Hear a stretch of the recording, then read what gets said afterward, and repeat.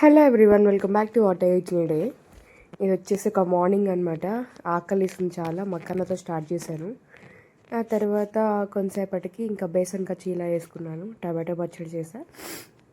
అది కొంచెం అలాగే నా రెగ్యులర్ యోగట్ అనమాట.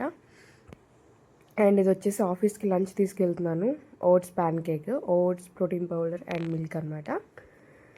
సో టేస్ట్ బాగానే ఉంటుంది. బనానా అయితే వేయలేదు, ఎక్స్ట్రా క్యాలరీస్ అని.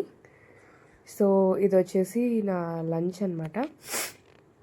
సో 2 ప్యాన్ కేక్స్ తీసుకెళ్ళాను. సో వేడివేడిగా బాగుంటుంది యాక్చువల్లీ, బట్ ఇంకా ఆ తర్వాత జామకాయ ఒకటి తిన్నాను అనమాట. So that's all.